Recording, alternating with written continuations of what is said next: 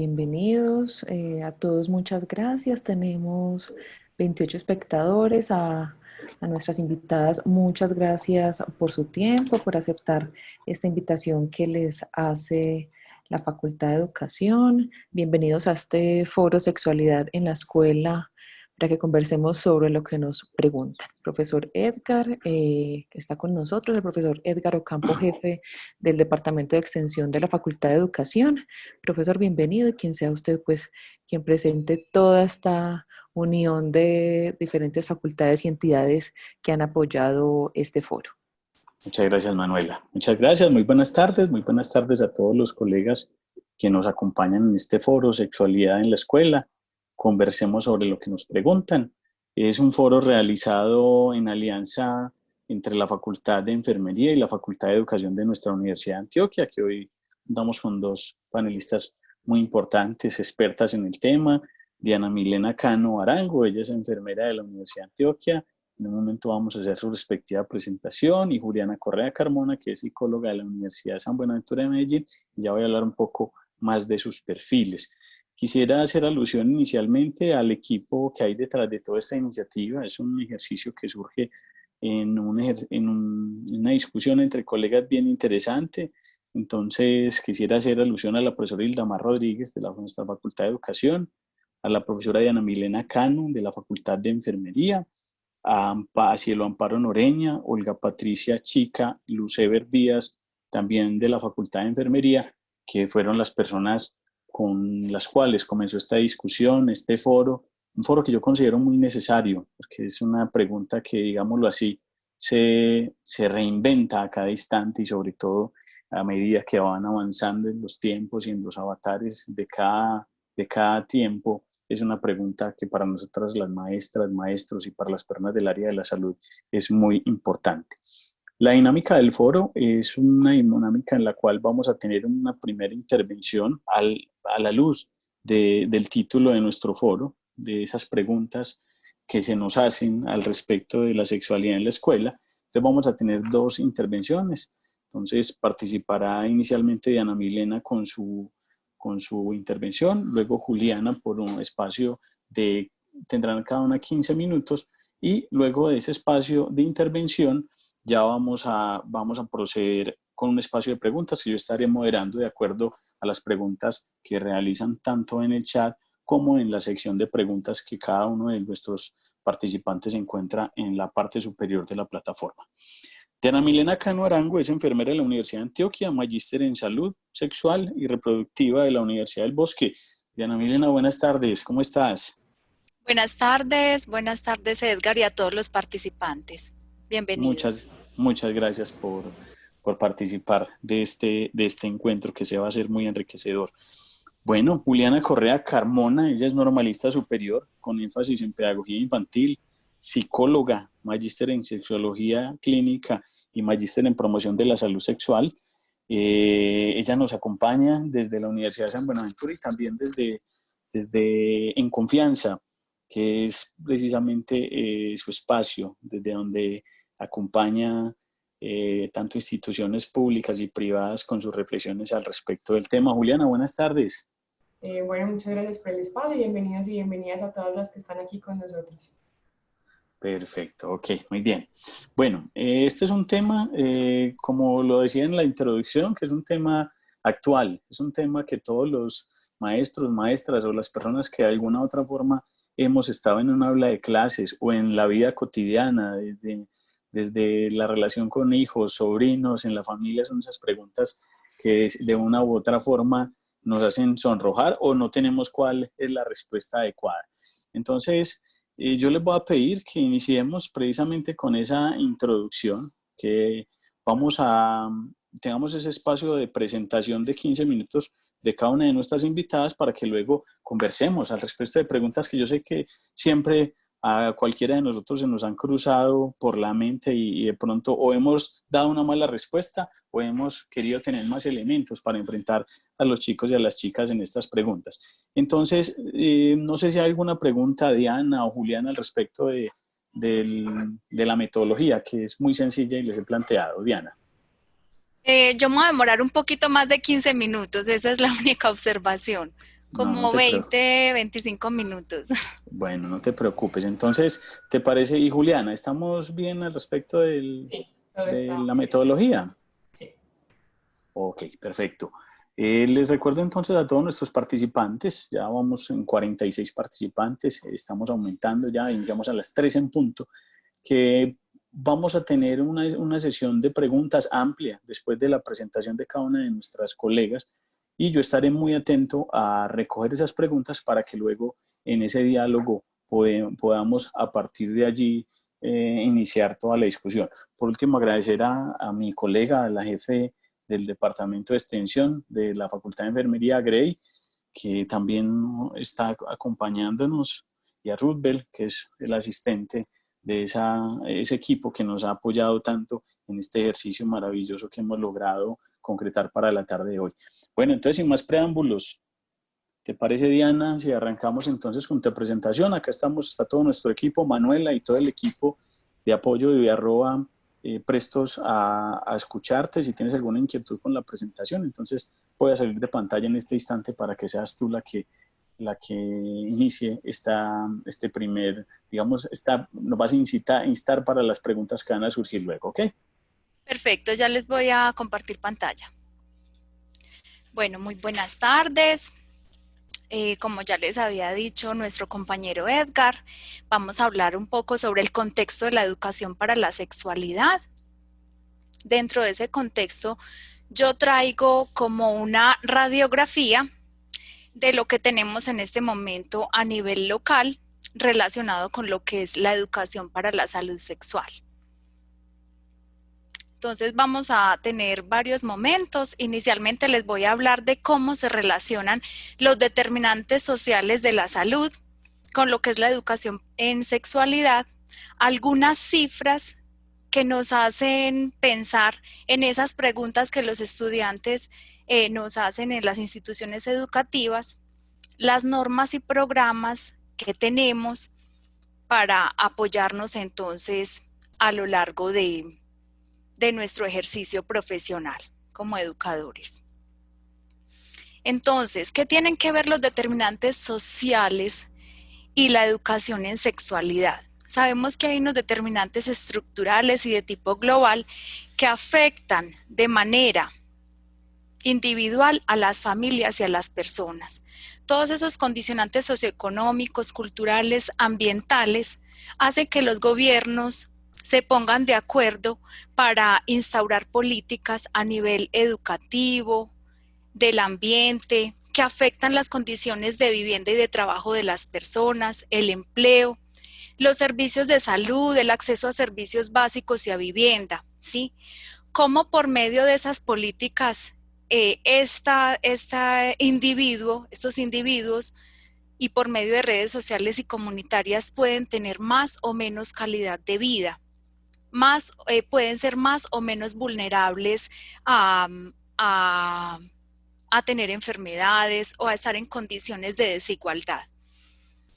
Estas personas acá que habitamos este mundo somos personas sexuadas con derechos sexuales y reproductivos que podemos tener de acuerdo a ese acceso a servicios de salud y a esos accesos y al acceso a educación, una brecha más o menos estrecha para realmente mejorar la calidad de vida. Entonces, por eso, en conferencias como la Conferencia Latinoamericana para la Población y Desarrollo que se hizo en el año 2013, instan a las instituciones educativas, a las instituciones de salud, a que se garantice el acceso a estos dos sectores con calidad y así, de esta manera, disminuir esas brechas y vulnerabilidades en las personas. Brechas y vulnerabilidades que nos llevan a problemáticas como son la gestación adolescente, alteraciones en la salud materna, infecciones de transmisión sexual, violencias de género y sexuales, el acceso a la facilidad o no de acceso a métodos anticonceptivos, personas en condiciones de abortos inseguros, entre otras problemáticas que nos hacen más o menos iguales. La Organización Mundial de la Salud en el año 2018, de acuerdo al interés que se tiene para promover lo que es la educación en sexualidad, para aumentar la calidad de vida y disminuir las vulnerabilidades de las que estábamos hablando, publica el Marco Operativo de Salud Sexual y sus vínculos con la salud reproductiva. Hace ya muchos años que la Asociación Mundial para Sexología promulgó que es muy importante para implementar programas educativos en sexualidad que se haga la dicotomía entre lo que es la salud reproductiva y lo que es la salud sexual, porque finalmente estábamos orientando los programas educativos a la prevención de vulnerabilidades relacionadas o problemáticas relacionadas con la salud reproductiva. Entonces, hace ya muchos años se hizo como una dicotomía entre lo que eran los programas educativos para sexualidad y para educación. Ahora, ¿qué vuelven a retomar ellos? No, es que no se pueden desligar, ¿cierto? El uno afecta al otro. Y ellos fundamentan todo lo que es el bienestar físico, emocional, mental y social en relación con la sexualidad, con todo lo que tienen que ver las interacciones entre lo que es la salud reproductiva, representada en este gráfico con color amarillo, y todo lo que tiene que ver con la salud sexual, que está representada en este gráfico en color azul. ¿Fundamentado en qué? En un enfoque holístico de lo que es la salud sexual, la relación intrínseca entre lo que es la salud sexual y la reproductiva, y el respeto por los derechos sexuales y reproductivos. Vemos entonces cómo la educación sexual se basa en lo que es la prevención y control del VIH y de otras infecciones de transmisión sexual, problemáticas relacionadas con la función sexual y la orientación psicosexual, educación e información integrales y de calidad, y la prevención de violencias de género y apoyo a la atención a víctimas de violencia. Y todo esto interacciona con lo que es la asistencia al control prenatal, al cuidado del parto y el puerperio, orientación y suministro de métodos anticonceptivos para hombres y mujeres, tratamiento de la infertilidad y servicios de aborto seguros. Entonces, la idea es que siempre que se vaya a implementar un proyecto de educación para la sexualidad, tenga esta interacción. Vamos a mirar algunos indicadores de la salud sexual y reproductiva que nos hacen que nos pintan un panorama de lo que tenemos ahorita. Los indicadores que les traigo ahorita están basados en la publicación que hace la Organización Panamericana de la Salud sobre indicadores básicos en salud en el 2019, en la encuesta nacional de demografía y salud que hace Colombia cada 5 años y la última fue publicada en 2015, y en el análisis de la situación de salud que publica el Ministerio de Salud en el año 2019. Entonces, para las Américas tenemos que una tasa, voy a hacer referencia a algunos indicadores de salud reproductiva y posteriormente voy a hacer hincapié en los de salud sexual. Entonces, tenemos una tasa total de fecundidad en el año que pasó del año 1995 de 2.6 a 1.9 en el último año. Y a nivel nacional tenemos una tasa total de fecundidad de 1.8. Esto tiene que ver con, tenemos las mujeres a nivel nacional 1.8 hijos por cada mujer. Tasa de fecundidad en adolescentes.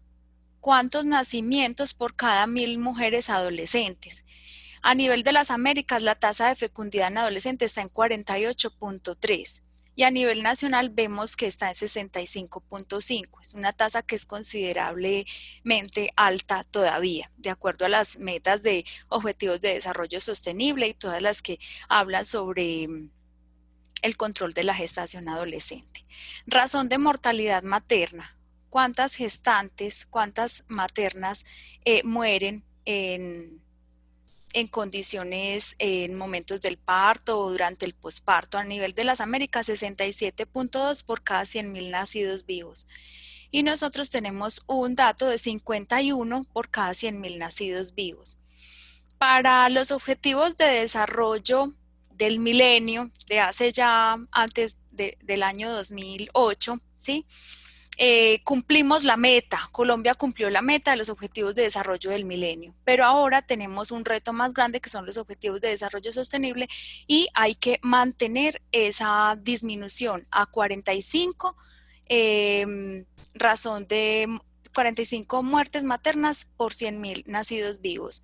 Entonces todavía tenemos retos grandes que cumplir en el país.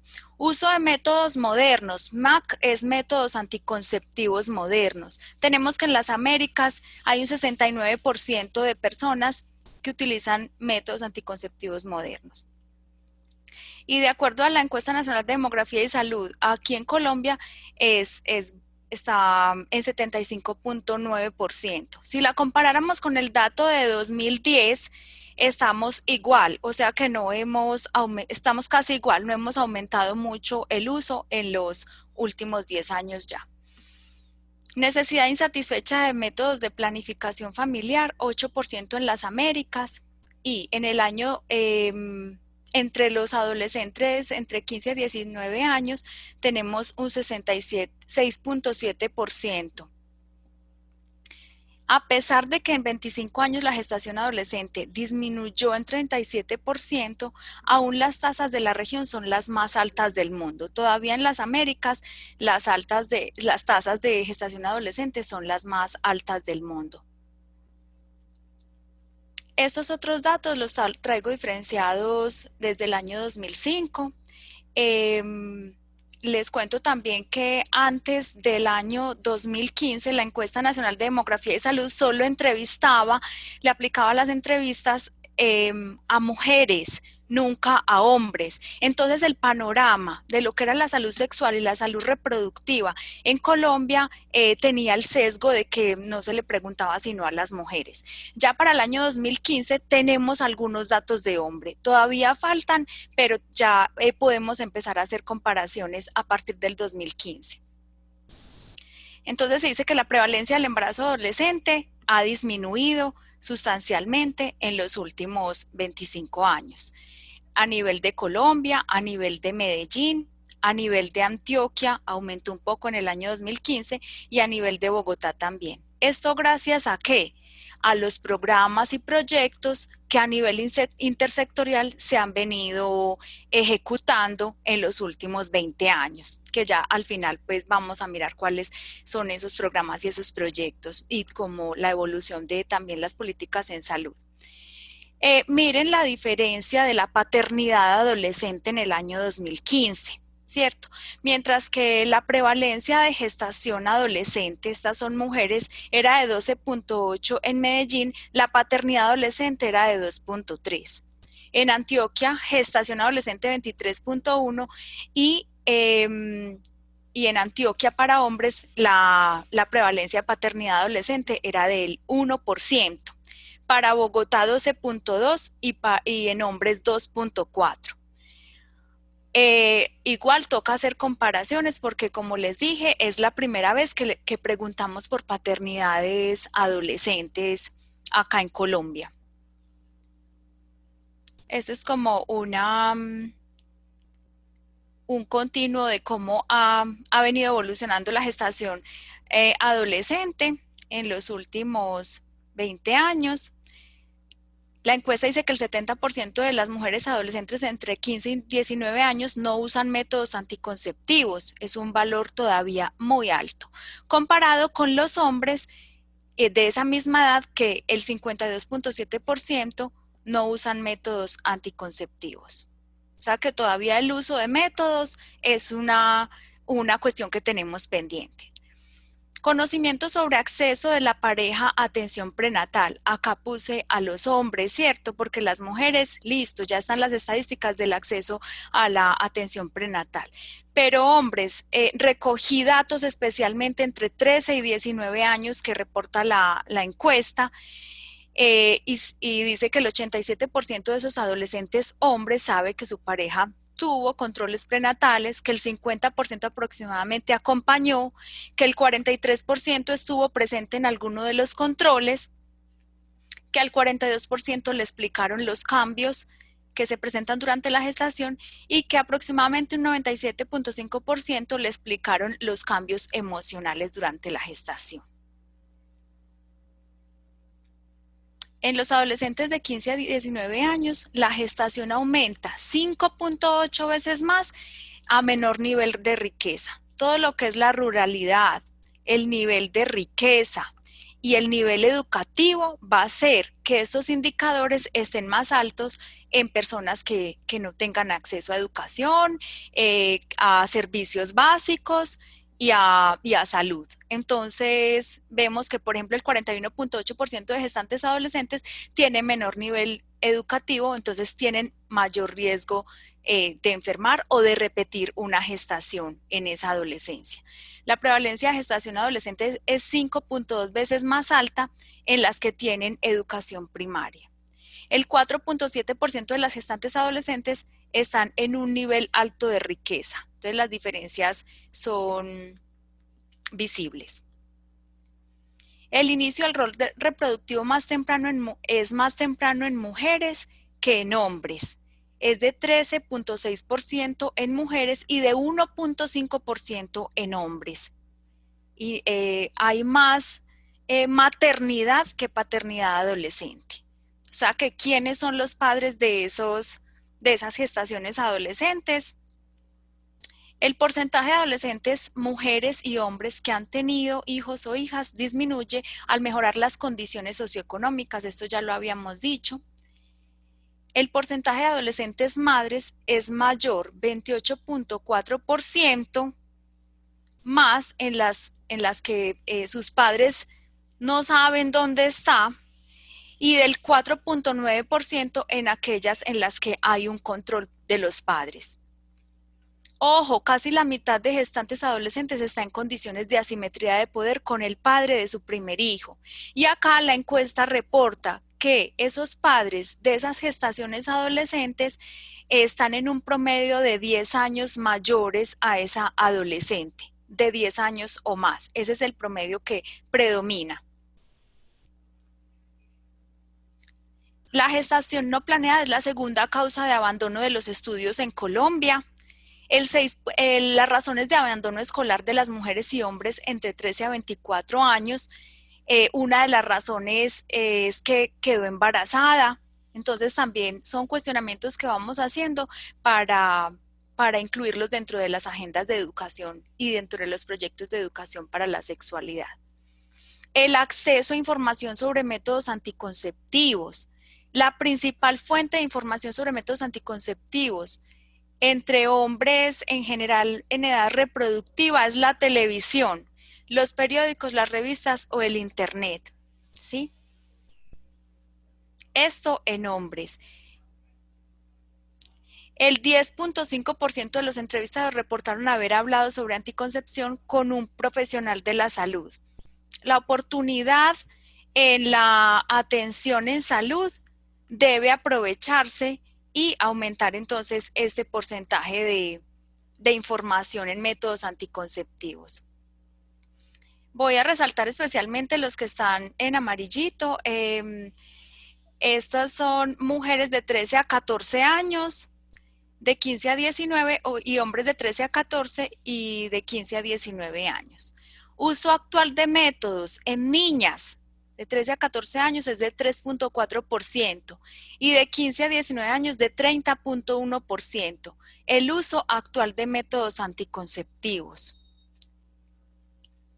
Y en hombres de 7.2% en hombres niños y de 47.3% hombres adolescentes. ¿Cuáles son los métodos anticonceptivos preferidos? El implante subdérmico, los métodos inyectables y las píldoras. En ese orden reporta la encuesta. La edad de inicio de relaciones sexuales está en aproximadamente 17.7% para mujeres y en 16.1% para hombres. ¿Qué nos dice esta edad de inicio en comparación, por ejemplo, con las encuestas anteriores? Que la edad de inicio de relaciones sexuales ha venido disminuyendo. Hace aproximadamente 20 años la edad de inicio de relaciones sexuales era de 19 años, tanto para mujeres, que en esa época pues solo se preguntaba a mujeres. y ha venido disminuyendo. ¿Qué nos dice este dato?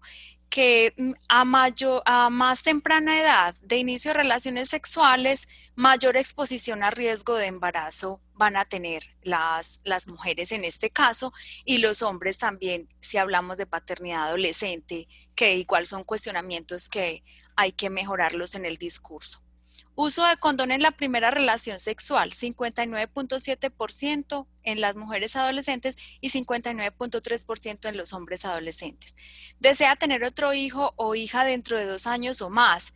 Miren que el porcentaje es relativamente alto. Desean tener adolescentes que han tenido hijos, desean tener otro hijo en los próximos 2 años. Un 64.4% respondieron las mujeres y el 70.3% de los hombres respondieron que sí desean ese siguiente hijo en los 2 próximos años.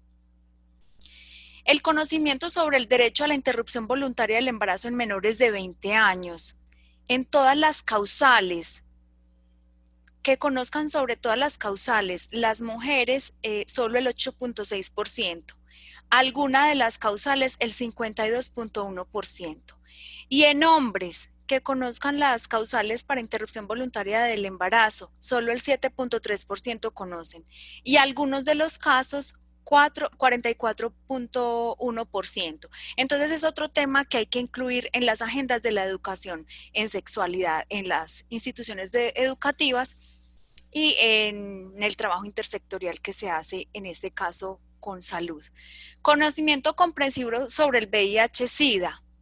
Este dato también es para adolescentes entre 15 y 19 años.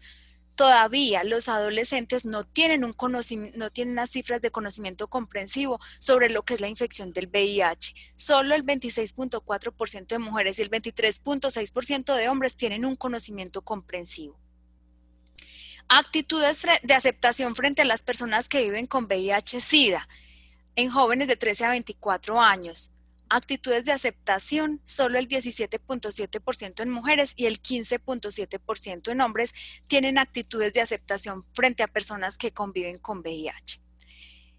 Porcentaje de adolescentes que está de acuerdo en negarse a tener una relación sexual con la pareja que tiene una infección de transmisión sexual, el 92% de las mujeres y el 87.8% de los hombres. Porcentaje de enseñanza sobre el uso del condón para prevenir el VIH-Sida a los niños de 12 a 14 años. Están de acuerdo recibieron enseñanza el 85.4 y 86.6 hombres. Relaciones de alto riesgo de uso de condón en la última relación sexual de alto riesgo. Entonces, en mujeres tuvieron en la última relación sexual de alto riesgo, respondieron 72.7%, y que hayan usado preservativos solo el 48.6%. El 96.4% de los adolescentes hombres tuvieron su última relación sexual fue de riesgo y el 70% usó condón, ¿sí? Conocimiento sobre existencia de infecciones de transmisión sexual también vemos que es bajo. Reporte de algún tipo de violencia. El reporte de algún tipo de violencia está con buena prevalencia en niñas, mujeres. En adolescentes está en 68.9% y en hombres adolescentes de 83.6% según esta encuesta. Sin embargo, las denuncias de maltrato, ¿cierto? Acá esta estadística es de maltrato en general, vemos que todavía son muy bajas. Este indicador de tocamientos o manoseos sin consentimiento llama la atención que los lugares más frecuentes ha sido en la casa y en la institución educativa, ¿sí? Y en los hombres, en la calle y en la institución educativa o en la casa de amigos. Roosevelt levantó la mano. Bueno. De acuerdo con lo que las parejas homosexuales, personas que estén de acuerdo, o adolescentes que estén de acuerdo con que las parejas homosexuales tienen los mismos derechos que las personas heterosexuales. Esos indicadores nunca se habían preguntado en la Encuesta Nacional de Demografía y Salud, ¿sí? Son indicadores que tienen que ver con todo lo que son las vulnerabilidades por sexualidades no hegemónicas y que acá están pues los datos. Ha presenciado hechos de violencia o discriminación en razón de la orientación sexual o identidad de género de otra persona en instituciones educativas y con amigos o amigas. Entonces, que si se ha presentado, que se ha presenciado hechos de violencia, también los indicadores están bastante altos. ¿Cuáles son, de acuerdo a esta encuesta, los temas en los que menos información se recibe a nivel institucional relacionados con la sexualidad? Los temas que menos se hablan son los derechos sexuales y los derechos reproductivos, ¿sí? Para cada tema de los que habla la encuesta, son los hombres los que dicen haber recibido menos información, excepto en temas como erotismo, uso del preservativo, prácticas sexuales seguras. ¿Cuáles son las fuentes de información de prevalencia para educación en sexualidad? Las instituciones educativas como prevalente, los servicios de salud, los medios de comunicación, amistades y comunidad. El 80% de hombres y mujeres no han participado en el último año en actividades de educación para sexualidad, y los hombres y mujeres entre 13 y 19 años han participado 2 o 3 veces y se relaciona con la institucionalidad. Prevalencias de actitud hacia la educación integral de la sexualidad. Debe darse a partir, se preguntó sobre si se está de acuerdo o no con la información, educación o comunicación en el tema de sexualidad. Entonces dice, debe darse a partir de la adolescencia. Antes los niños son demasiado jóvenes para entender esas cosas. Estoy poniendo acá, puse acá lo que más prevalece. Para evitar las infecciones de transmisión sexual se debe dar educación para la sexualidad desde el preescolar. La educación para la sexualidad promueve el respeto por todas las personas, independientemente de su sexo, género u orientación sexual. También fue prevalente el dato de que dar educación en sexualidad aumenta la curiosidad de los niños por cosas que no deben saber a su edad, ¿sí? O sea que todavía hay temores con qué se informa, cómo se informa, a quién se informa o a quién se puede integrar pues a un proyecto educativo. Tenemos un marco legal normativo basado en los Objetivos de Desarrollo Sostenible, el 3, el 4 y el 5, que hablan de la salud y bienestar, educación inclusiva, equitativa y de calidad, y que hablan de plantear unas metas frente a lo que es la igualdad de género. Y esos 3 Objetivos de Desarrollo Sostenible están intrínsecamente interrelacionados con todo lo que es la educación integral en sexualidad.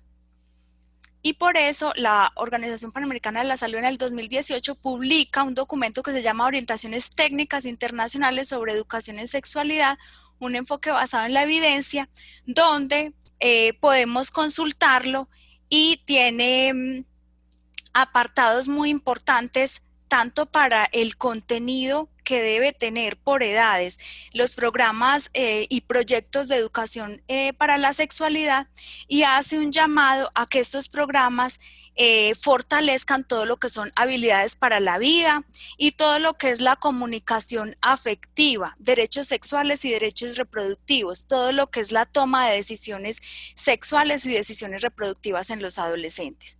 Y a nivel nacional tenemos múltiples normas que hacen un llamado al trabajo intersectorial y a la educación para la sexualidad.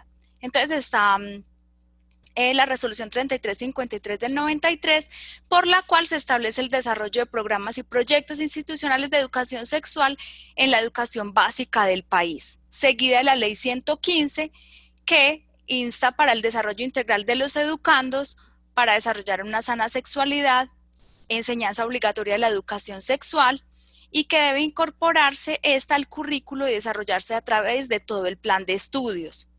Está también el plan de salud, el plan decenal de salud, que debe ser evaluado para el próximo año y que tenía como meta para el próximo año 2021 que el 80% de las instituciones educativas garantizaran la educación sexual por medio de las estrategias de información, educación y comunicación. La consolidación de la política de educación sexual y la cobertura y calidad del programa de educación sexual y construcción de ciudadanía articulado al modelo de servicios amigables para jóvenes y adolescentes. Ese plan de salud, decenal de salud, pues todavía se encuentra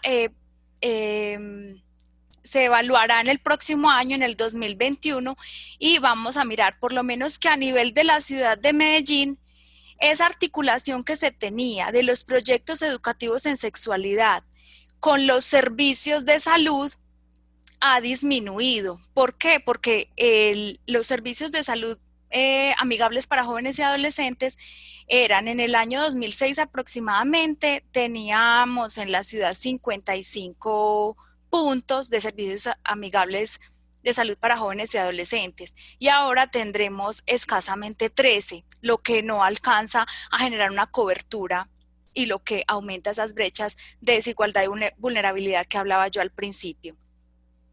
Tenemos también dentro de nuestro marco legal la Política Nacional de Sexualidad, Derechos Sexuales y Derechos Reproductivos, que invita a hacer alianzas y sinergias entre los sectores y actores competentes e interesados para una coordinación intersectorial e interinstitucional y la movilización social y formación de redes sociales para la educación en sexualidad. No solo invita al sector educativo, sino también al sector cultural y otros que puedan unirse para este tipo de educación.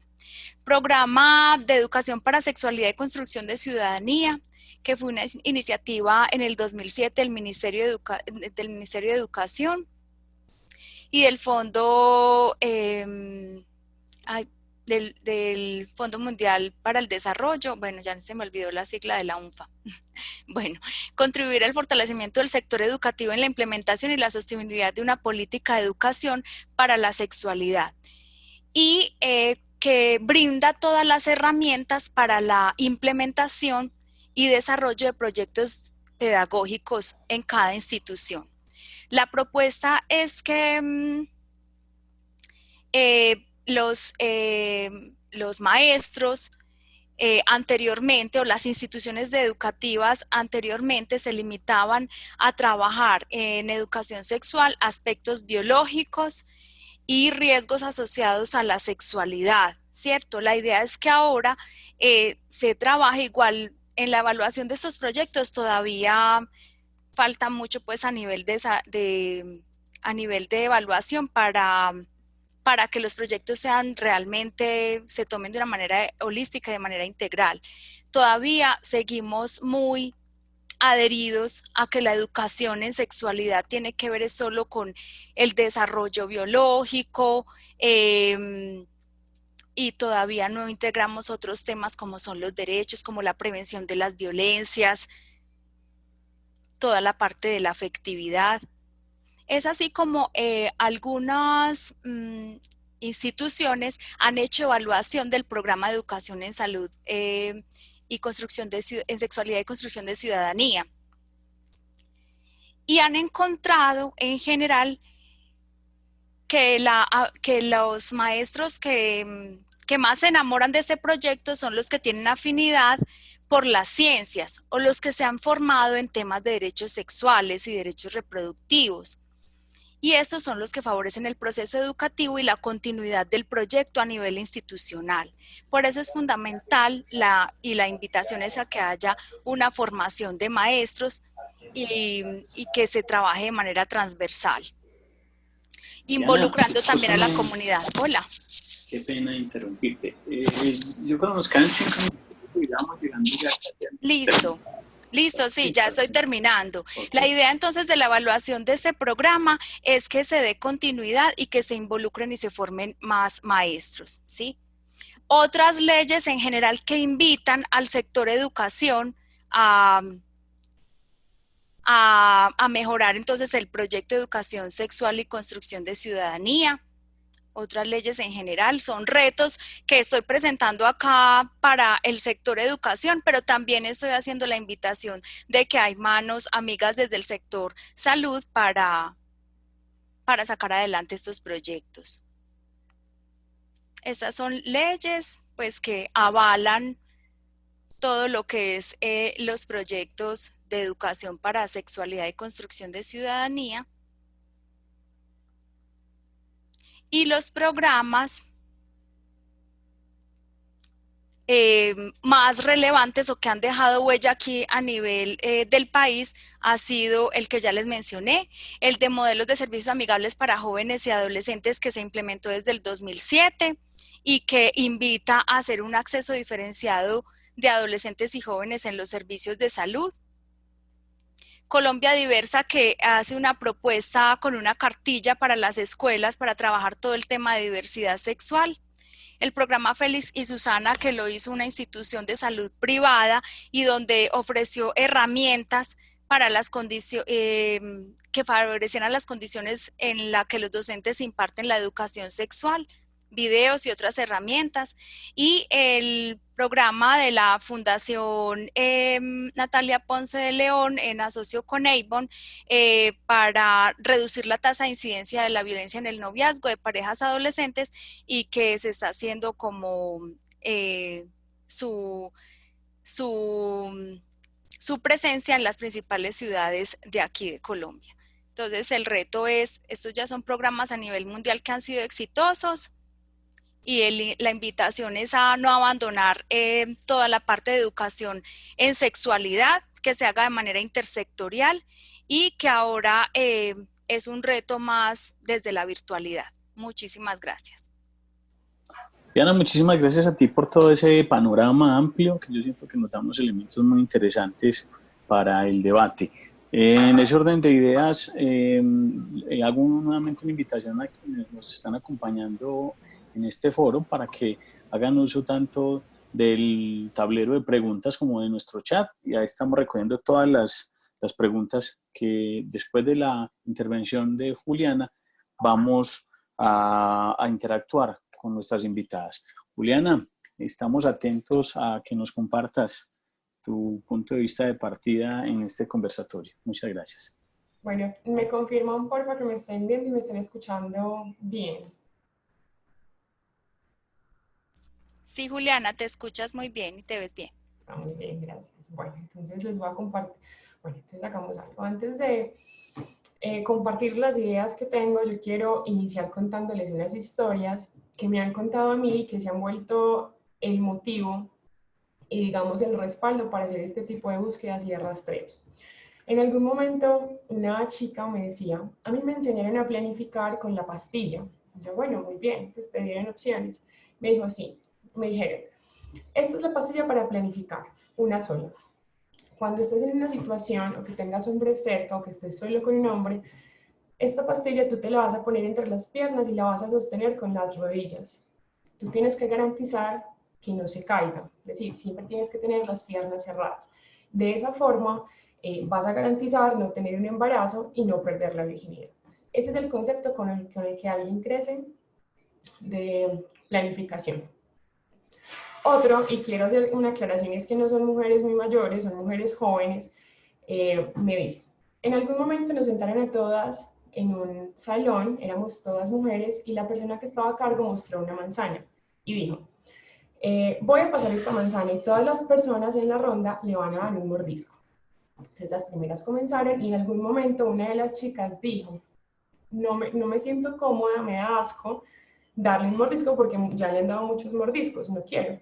Y la respuesta y la reflexión a manera de crítica de la persona que estaba a cargo fue, así es como va a pasar en un tiempo si ustedes están con muchos hombres sexualmente, después ninguno va a querer tener sexo con ustedes. Entonces quiero dejar estas dos historias de mujeres muy jóvenes que afortunadamente han logrado resignificar ese tipo de cosas con su sexualidad y su cuerpo, pero que se vuelven un panorama lo suficientemente claro para que insistamos en la necesidad de este tipo de espacios y de reformular la educación para la sexualidad que estamos teniendo. ¿Listo? Entonces les voy a compartir pantalla para que comencemos. Bueno, entonces,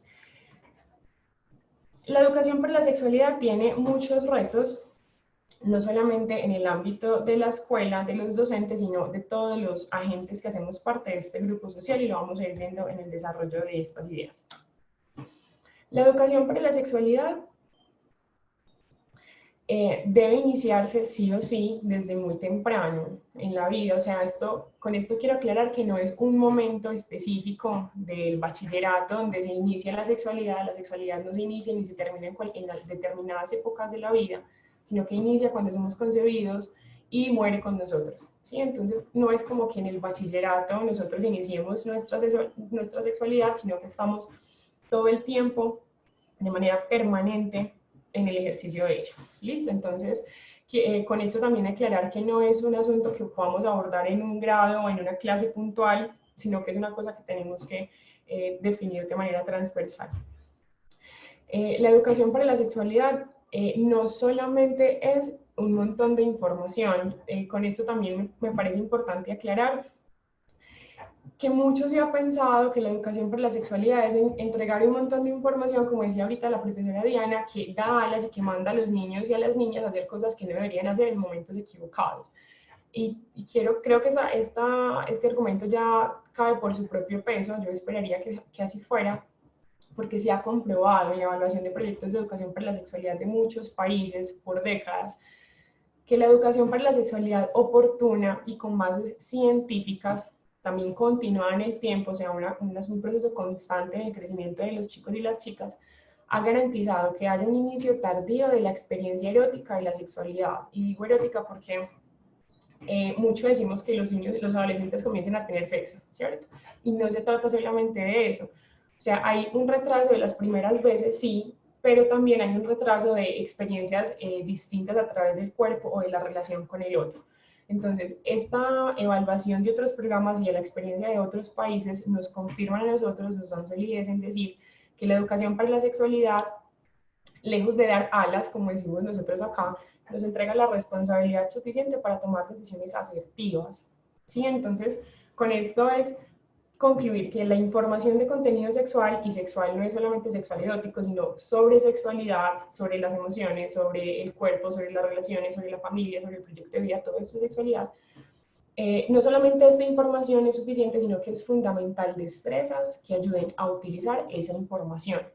Es decir, y creo que lo podemos ejemplificar muy fácil, de nada le sirve a un adolescente tener el derroche de información gigante que tiene en internet, porque es muchísima información la que están consumiendo, si no tienen elementos para saber manejarlo, es decir, no saben decir, esto sí, esto no, esto lo ensayo, esto no lo ensayo, esto me pasa a mí, esto no me pasa a mí.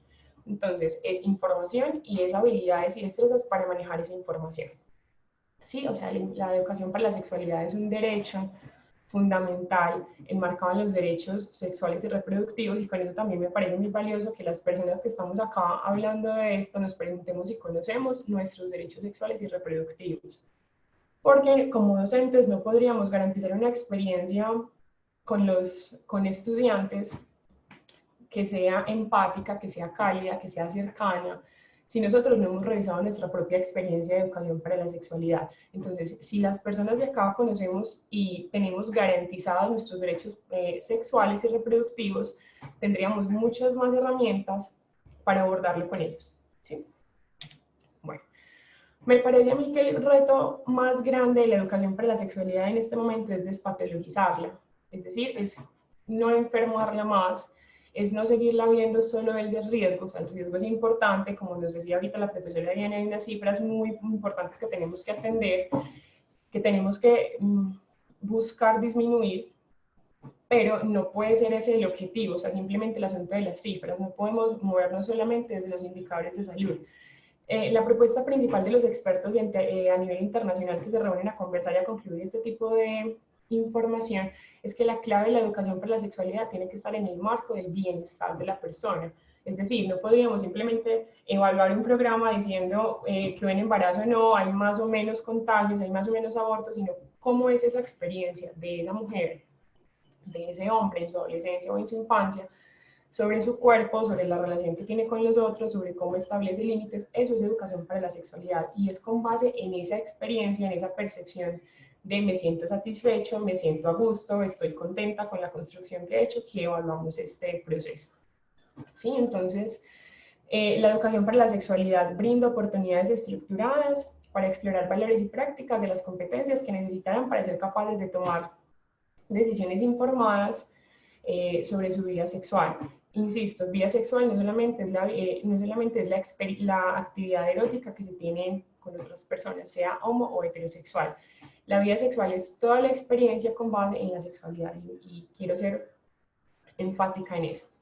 La educación para la sexualidad no hace daño si es una educación para la sexualidad con bases científicas, sin sesgos culturales, sin sesgos incluso personales de la persona que la está impartiendo, sino que nos ayuda como, bueno, creo que con relación a lo que estaba mencionando la profesora Diana, nos ayuda a disminuir costos de salud a mediano y largo plazo, porque en tanto se toman decisiones informadas y responsables sobre la sexualidad, podríamos tener menos indicadores que nos preocupen en términos de infancia y adolescencia. Para la Organización Mundial de la Salud, el propósito principal de la educación para la sexualidad es el logro del desarrollo pleno y el bienestar pleno. Entonces no podríamos solamente pensar en reproducción y enfermedades cuando hay un grupo de temas muy importantes que hay que evaluar. Entonces, recogiendo estas ideas de los retos, hay varias precisiones que hacer. Por ejemplo, la educación para la sexualidad no es como un volumen de información muy grande igual para todo el mundo. Debe estar determinada en función de la edad y el nivel de desarrollo y de comprensión de la persona. No tendríamos la misma percepción cultural de la sexualidad acá que en otros países y eso es importante determinarlo. Porque incluso del género, el género debería ser una categoría que no debería mencionarse de manera específica, sino que es un eje transversal a toda la educación para la sexualidad y creo que con las historias del principio e incluso con las cifras que nos daba la profesora Diana de que a veces se le pregunta más solamente a mujeres y solamente a hombres, como si pudiéramos sesgar esta información, nos dice que definitivamente tenemos que trabajar en género, es decir, equiparar discursos entre hombres y mujeres sin que sea uno por encima del otro, sino igual de importante. La experiencia de ambos géneros es igual de determinante en la experiencia incluso del otro, ¿sí? En términos de relaciones. Lo que les mencionaba, los derechos humanos en el marco de los derechos sexuales y reproductivos. Y necesitamos acá igualdad de género, autodeterminación y aceptación de la diversidad. Y aquí quiero detenerme en algo. Cuando hablamos de autodeterminación, me parece fundamental que concibamos a niños, niñas y adolescentes no como un grupo de chicos y de chicas que se sientan a recibir un montón de información de nosotros, como si solamente fuera eso. Si la educación para la sexualidad tiene la garantía de que en este momento ellos preguntan, ellos cuestionan, ellos no están conformes con que les vaciemos un montón de contenido. Y esto los hace incluso mucho más responsables de las decisiones que toman sobre sí mismos con la información que les estamos brindando. Entonces, esto es una construcción. Nosotros no estaríamos solos como docentes o como profesionales en este proceso, sino que demandamos una participación no negociable con los estudiantes. Yo creo que también como docente nos hemos dado cuenta que cuando a niños, niñas y adolescentes les entregamos la responsabilidad de que compartan lo que saben con otra persona, se crea una sensación de compromiso muy fuerte y de empatía, porque es como algo así como yo sentí un bienestar y una satisfacción muy grande de saberlo, tenía esa pregunta hace mucho tiempo, si él tiene la misma pregunta, yo puedo saber lo que está sintiendo, yo puedo sentir la angustia que yo también tuve en algún momento, entonces yo necesito que él lo entienda también como yo. Y esto aplica en todo el momento, en todos los momentos del ciclo vital, es decir, desde que inician en la edad preescolar hasta que salen cuando terminan grado en décimo. Entonces, hacerlos a ellos propositivos, participativos, colaboradores en este proceso es determinante para garantizar la calidad de estos programas de educación para la sexualidad. Y en asuntos de diversidad me parece muy valioso que empecemos a definirla no como una categoría de la sexualidad, Es decir, no es como que esté el grupo sexualidad y dentro de la sexualidad hay un subtema que se llama diversidad sexual. No es más una categoría, sino una característica de la sexualidad. En términos sexuales, todos somos diversos. Y eso es una garantía que tenemos, eso está a favor del proceso, porque entonces no todos tendríamos que vivir la misma experiencia en relación con nuestro cuerpo, con nuestras parejas, nuestros pares, nuestras familias y nuestros proyectos de vida. La educación para la sexualidad debe comenzar desde el nacimiento y creo que aquí se aterriza una discusión, creo que ha sido muy larga, entre escuela y familia, a quién le corresponde.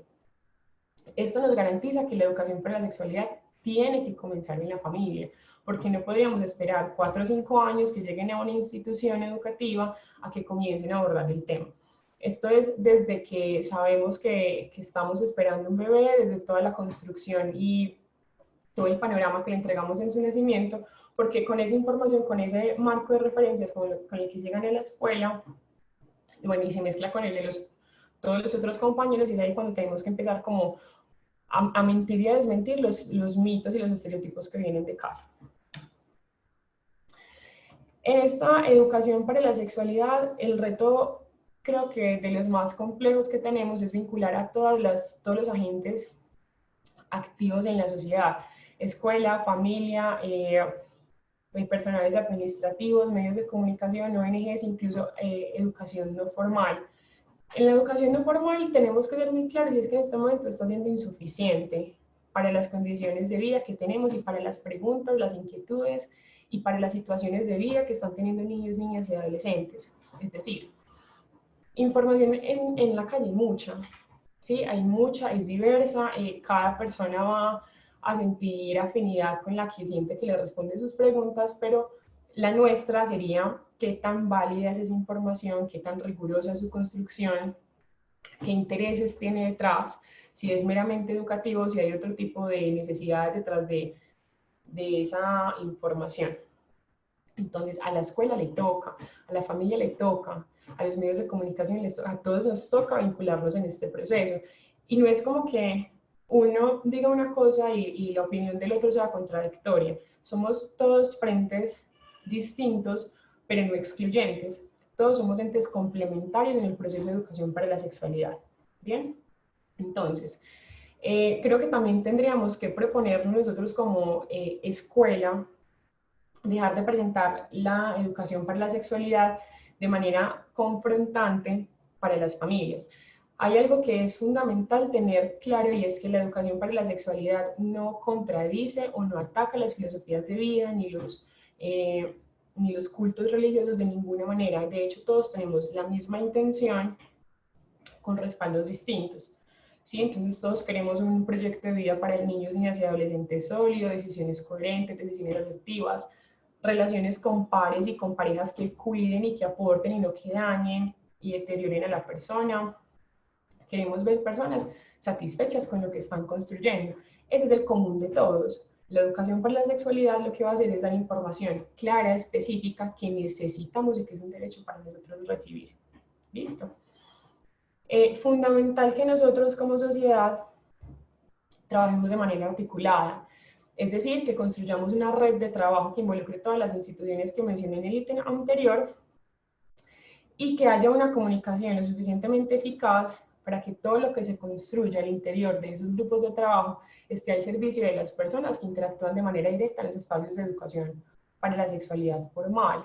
Es decir, si estamos en permanente construcción y de ahí salen materiales muy valiosos de trabajo con chicos y chicas, tendríamos que tener la posibilidad de que siempre estén asequibles para docentes, que es los que están en contacto directo en las aulas de clase. Entonces, ese sistema de comunicación que todo el tiempo se esté evaluando y se esté alimentando es fundamental para que haya un trabajo en equipo real, ¿sí? Ahora, este punto es fundamental y creo que también por eso estamos acá, es preguntarnos como docentes qué elementos tenemos. ¿Qué elementos tenemos para, a través de nuestros procesos de educación, determinar el bienestar de las personas, educar para la vida, educar para la libertad, para el respeto, para la valía de la persona, para garantizar espacios de no discriminación? Discriminación es también no recibir esta información. y para enseñar y para erradicar definitivamente los espacios de violencia entre relaciones. Entonces, ¿qué elementos tenemos como cuerpo docente para desnaturalizar que la violencia en una relación es válida, que es por amor, que es porque después cambia? O sea, ¿qué elementos tenemos como escuela para que esas preguntas que niños, niñas y adolescentes nos hacen todos los días puedan ser atendidas en el momento, con precisión, con elementos que disminuyan la ansiedad y que generen tranquilidad en estos chicos y estas chicas? Entonces, con esa red de trabajo me parece determinante, bueno, me parece no solo a mí, es decir, es una conclusión internacional, es determinante que haya una capacitación permanente para docentes en formación universitaria y en ejercicio. También un poco con lo que decíamos más atrás, y es que esto no puede ser un por si acaso, un espacio que hay que rellenar, no podría ser para cumplir una condición de ministerios de educación. La educación para la sexualidad tiene que tener un punto, un lugar específico dentro del currículum, y esto ya incluso en términos de legalidad no es opcional darlo. Y tampoco es opcional evadir la responsabilidad que tenemos como docentes, como profesionales en varias áreas aquí asociadas, y como familia en evadir la responsabilidad que tenemos. Entonces, debemos hacerlo, y en vista de que debemos hacerlo, necesitamos todo el tiempo estar actualizándonos. Es decir, revisar qué nos falta, cómo fue nuestra experiencia de educación para la sexualidad, qué miedos tenemos y dónde los preguntamos. También nos hemos dado cuenta en la interacción con los adultos, y es que muchas veces no abordamos estos temas, nos da pena, nos sentimos sin elementos, no porque nos parezca mala o inapropiada la educación para la sexualidad, sino porque estamos poniendo los miedos y las limitaciones de nosotros como adultos en las preguntas de los más pequeños. Entonces, somos evasivos, eso no se pregunta, incluso a veces sancionamos ese tipo de curiosidades que son naturales, que tienen que pasar, y me preocuparía es que un chico no pregunte este tipo de cosas, que una niña no tenga curiosidades por lo que está pasando. Entonces, es como la limitación nuestra puesta en la necesidad de ellos, ¿sí? Entonces, este punto es determinante, nos da la educación para la sexualidad no solamente para estudiantes, sino también para nosotros como profesionales, todo el tiempo estar renovando y renovando, no solo estrategias de intervención, sino contenido. Y dejo esto para el final, porque creo que resume y recoge muy bien todo lo que hemos hablado, y creo que esta es como la sombrilla que nos abarca todo el tema, y es que el reto fundamental, indispensable y no negociable, de hecho, que tiene la educación para la sexualidad, es que tenga bases científicas. Perdón, porque así construimos un discurso inteligente, por inteligente es un discurso seguro, firme, de confianza, empático, humano, cálido, asertivo, incluso en la manera en la que se dice, a través de los medios adecuados para la educación para la sexualidad. ¿Sí? Entonces, incluso que tengamos bases científicas nos va a permitir despatologizar, no sentirnos más enfermos cuando hablamos al respecto, incluso porque tener bases científicas es tener un ejemplo como este. Nos hemos preguntado por qué fallan los programas para la prevención del abuso sexual en niñas y niños. Y muchas de las conclusiones son como, mira, ella sabía, hablando por ejemplo de una niña, ¿cierto? Ella sabía lo que había pasado, pero no supo nombrar cuál era la parte de su cuerpo que había sido transgredida. Eso es una referencia científica, es una investigación, es un proceso, es una evaluación cuidadosa de cómo un proceso fue o no efectivo. ¿Qué nos falta? Dar elementos para que esos niños que están en situaciones de riesgo puedan decir, puedan poner en la palabra qué es lo que está pasando, que lo que no se nombra no existe. Entonces, si no le enseñamos a los niños a nombrar con naturalidad su cuerpo y sus experiencias, no tendríamos cómo atender, uno, esas situaciones que ya pasaron, y dos, cómo prevenir para que no pasen a los niños que formemos en esto. Entonces, estas eran más o menos las ideas que quería compartirles de los retos de educación para la sexualidad. La conclusión es capacitación y bases científicas permanentemente. Entonces, creo que ya, profesor Edgar, podemos pasar como a reunir comentarios y preguntas. Muchas gracias.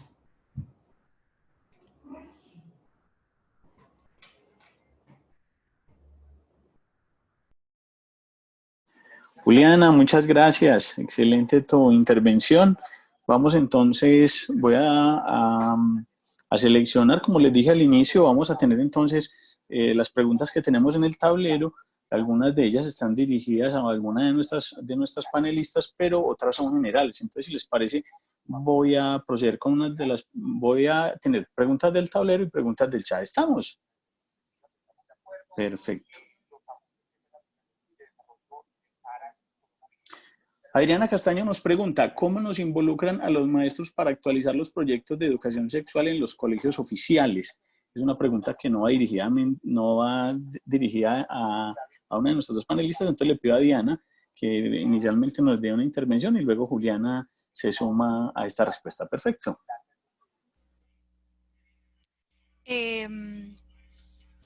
¿Cómo yo la interpreto como desde el sector salud, cómo se involucran?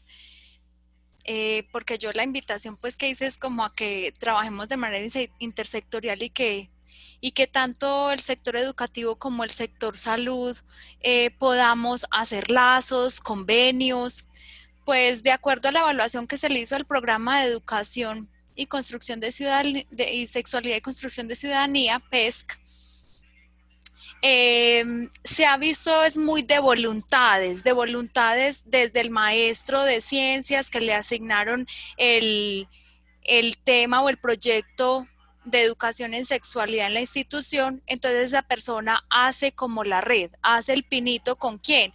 Con la institución de salud, con una universidad que hace educación en salud sexual, de esa manera, pero no hay como una ruta específica, tiene que ser de voluntades y de compromisos institucionales, tanto desde el sector salud como desde el educativo, para hacer esos convenios y esas sinergias, porque de nada sirve que en la institución educativa planteen unas temáticas, se aborden unas estrategias didácticas, cuando se desconoce también qué servicios hay afuera. Entonces, debe ser una sinergia y ha sido mucho como de voluntades políticas.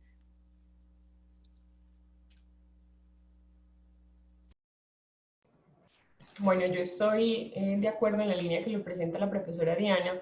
Me parece que también hay algo que se ha evidenciado como una garantía en muchos de los procesos y es la curiosidad y el deseo de formación del cuerpo docente.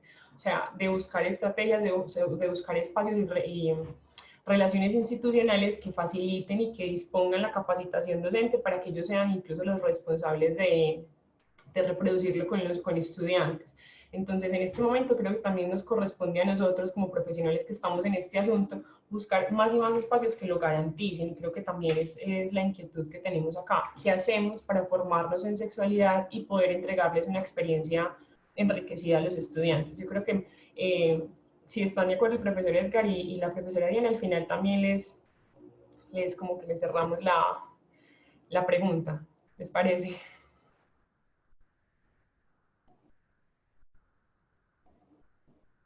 Sí, perfecto. Yo siento que ahí está muy bien. Podemos ampliar. Bueno, voy con otra pregunta, muy importante acá en el chat. Nos la hace Cristina Castaño. Soy docente de la institución educativa Milagrosa de Bello. Me gustaría que la profesora Lucever Díaz interviniera contando nuestra maravillosa experiencia. No sé, entonces, si hacemos una pequeña alusión a la experiencia que habla la profesora. Pero bueno. Démosle unos minuticos a Lucever. La tenemos ya, Manuela Lucever ya la tenemos, ya subimos a Lucever con audio y imagen. Nosotros acá, claro que sí. Lucever Díaz, ya entonces vamos a subir a Lucever con audio. Mientras tanto, más que preguntas, intervenciones que me parecen importantes, que a partir de ellas también tanto Diana como Juliana nos dieran su punto de vista. Cuando escucho las estadísticas y la realidad de desconocimiento, frente a un tema tan importante, sería una propuesta ante la Secretaría de Educación que el área de biología asignara una hora para este tema y tener un docente idóneo en la materia, porque hoy en la mayoría de los colegios no se trabaja de esta manera y la transversalidad o trazabilidad es poco lo que profundizan en temas tan importantes. Adriana Castaño, yo creo que nuestras invitadas podrían hacer alusión a esta propuesta que hace Adriana Castaño.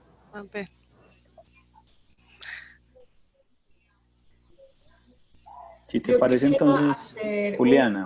Una aclaración en lo que nos comentas. Yo creo que es importante que más allá del área de biología, que me parece fundamental porque tiene elementos teóricos muy importantes para respaldarlo, ninguno de los docentes de la institución se desresponsabilice de este proceso. O sea, es un elemento que tiene, es un tema que requiere de todas las visiones posibles, de todas las perspectivas y las áreas de conocimiento posibles. Entonces creo que esto también nos invita a que no le entreguemos el asunto a un profesor puntual, porque normalmente pasa con el de biología, con el de educación física o con el de ética en general. ¿Sí? Entonces también queda la percepción en estudiantes de es el que esté o es el de a veces o podría ser un tema incluso porque no tienen una persona de referencia, cuando todos los profesionales de la institución podrían ser referencia en el asunto. Entonces me parece muy valioso que tengamos la iniciativa y la pregunta por establecer un horario y un derrotero de temas específico y que se pueda desplegar en el año escolar, pero sí la invitación es a que no se responsabilice a una sola persona por su área, sino que todos encontremos la forma de hacerlo de manera integral. Yo me uno como a las observaciones que hace Juliana, porque precisamente por eso se planteó de manera transversal. Y yo precisamente también les decía como que es mucho de voluntades políticas, y cuando hablo de voluntades políticas es tanto en lo global como en lo local y en la institución, que seguramente alguien va a liderar por gusto, porque le parece muy importante, ¿cierto? Pero el compromiso es de todos. Entonces, es liderar el programa, pero el compromiso es de todos a nivel institucional definitivamente, para que realmente tenga éxito. Y de todos, es de toda la comunidad académica. También el llamado es a los padres, ¿cierto? Porque ya hablamos pues como de las razones y de la prevención para hablar muchas veces del tema de acuerdo a las edades, pero entonces si traemos a los padres, los papás van a saber de qué estamos hablando, los papás van a saber cuáles son las preguntas que hacen sus muchachos y sus muchachas. Perfecto. De hecho, en el chat, nuestra colega Cielo Noreña, que es parte del equipo del diploma, que es nuestra segunda, como la segunda acción o la acción principal después de este ejercicio que tenemos hoy de foro, que es como el abrebocas a esa formación que vamos a realizar de manera conjunta entre la Facultad de Enfermería y la Facultad de Educación de la Universidad de Antioquia, un diploma que además, valga la pena plantearlo, ha sido avalado por los comités de formación de la gobernación, de la Secretaría de Educación de Antioquia, como un diploma avalado para asignar puntos a nuestros docentes. Y precisamente nos hace la alusión que en el componente, en el diploma, el PEI va a ser un tema transversal dentro del desarrollo temático de nuestro diploma. Bueno, no sé cómo están nuestras invitadas, no quiero abusar del tiempo, pero tenemos un par de preguntas más. Ya tenemos Buenas tardes. Hola. Sí. Lucy, ya te tenemos precisamente para que me apoyes con el tema de la pregunta que nos hicieron al respecto. Si nos puedes dar una síntesis de cómo fue ese ejercicio en esta institución educativa. Entonces, adelante también, y de pronto puedes activar tu cámara que ya te tenemos activada. No, es que no es capaz de activar la cámara. Entonces, yo creo que es desde ustedes. Bueno, pero para Perfecto. no llevar más tiempo. Adelante, muchísimas gracias. Gracias. Muchísimas gracias a la profesora Cristina Castaño pues por hacer la intervención. En la institución educativa La Milagrosa en Bello llevamos un trabajo más o menos desde el 2008 trabajando sobre la sexualidad. Comenzamos con lo que fuera una investigación en el perfil epidemiológico participativo de la salud sexual y reproductiva de los adolescentes y luego encontramos unas necesidades que la comunidad educativa priorizó y comenzamos a trabajar sobre esas necesidades. Lo más curioso es que la tasa de embarazos, perdón, el porcentaje de embarazos en hombres y mujeres era alto, pero lo que la comunidad académica priorizó era que ni padres de familia ni docentes estaban capacitados para educar a los estudiantes e hijos sobre lo que era la sexualidad. Y buscando el proyecto de sexualidad no estaba, o había uno muy antiguo, pero que no era desconocido por la comunidad académica, y con la Facultad de Enfermería comenzamos a hacer convenios de prácticas académicas y además un convenio de extensión, y comenzamos a hacer un ejercicio de formador de formadores. Nos reuníamos cada 15 días, elaborábamos, hacíamos toda una revisión bibliográfica y pedagógica y didáctica de cómo trabajar cada una de las categorías de educación que necesitaban el proyecto, y a los 15 días, a los 8 días los docentes desarrollaban la actividad educativa con los escolares. Y así nos fuimos casi todo el año 2009-2010, finalizando 2009 y 2010 completico. De ahí hicimos una sistematización de experiencias y logramos encontrar unas fortalezas y unas debilidades. Y desde todo ese tiempo, o sea que llevamos más de 10 años trabajando en la institución educativa de La Milagrosa, formándonos todos, estudiantes, docentes. Productos, muchos. Uno, hay un proyecto educativo institucional, o sea, el proyecto de sexualidad está inserto al proyecto educativo institucional, y eso es bien importante, porque entonces no pasó de ser un simple proyecto en el 2009-2010, sino que ya está inserto en la educación, que es transversal y debe ser transversal, porque es que todos los docentes son responsables, somos responsables de la educación sexual de los estudiantes, y eso lo comprendimos todos, y los docentes de La Milagrosa lo comprendieron muy bien cuando los escolares en cualquier escenario, no solamente en el aula de clase, les preguntaban sobre algo de sexualidad. Entonces ellos se reconocían, oh, es que yo soy importante, porque es que yo necesito, yo soy responsable también de la salud sexual de los escolares. Por eso la respuesta de que debe ser transversal, eso no, la educación sexual rebasa por mucho la enseñanza de los órganos genitales, porque es que la profesora de biología enseña los órganos genitales, pero en sexualidades, ¿qué significa para usted los genitales? ¿Ven? Es muy diferente lo que el significado a pasar de una simple listado de órganos. Llevamos trabajando todo este tiempo, el grupo de docentes se empoderó de la educación a sus escolares y se empoderó del proyecto de educación sexual, a tal punto de que haya todas y todos los docentes sobre sexualidad. O sea, se hace digamos que se programa la clase de educación sexual por categorías bastante diversas, como el cuerpo, identidad, amor, derechos sexuales y reproductivos, la diversidad también se ha trabajado. Entonces se dice, por ejemplo, el martes en la mañana vamos a trabajar en el primer bloque sobre el proyecto de sexualidad, y todos los docentes enseñan la misma categoría, solamente que cada uno pues le da lo propio del docente y lo propio también como de sus propios desarrollos. Y los docentes pues también se colaboran y se apoyan. Es un aprendizaje colaborativo entre ellos y con sus estudiantes. Entonces, productos a mi modo de ver muy interesantes es que el proyecto esté inserto al proyecto de proyecto institucional, que los docentes estén empoderados de la educación, necesitados, ellos, a mi modo de ver, mucho de educación sexual, cada vez se sienten como más necesitados de aprender. El porcentaje de embarazos bajó drásticamente, han tenido años de 0 embarazo en escolares, en hombres y mujeres, y eso para una institución educativa es bien importante. Las violencias sexuales, uno diría que es un tema bien difícil de tocar, pero que en un colegio su tránsito de hombre a mujer, o sea, haga todo su transgénero, y que la persona que hizo su transgénero diga, es que yo aquí sí lo pude hacer, y en la institución donde yo estaba me maltrataban. Eso da cuenta de la educación sexual que hay en el colegio, no solamente en los estudiantes, sino también en los docentes. Ven, entonces yo pienso que los logros han sido bastantes en la institución educativa La Milagrosa. No digo que ¿por quiénes? ¿Cierto? O sea, eso no es responsabilidad o no es un logro de Lucever que haya asesorado, no es un logro de una comisión bien activa que está allá, sino que ha sido un logro de toda una política institucional que se ha sostenido desde el año 2008 con una investigación y que todavía continúa vigente. No sé si ha sido suficiente ilustración. Muchas gracias. Sí, más que suficiente, apreciada Luz, muchas gracias.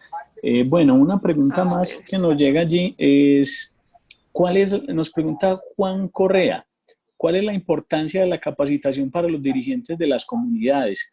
Bueno, ahí colocan, por ejemplo, de San Pedro de los Milagros, un municipio tan conservador y religioso. Él va atenuando ahí como su pregunta, pero es muy importante.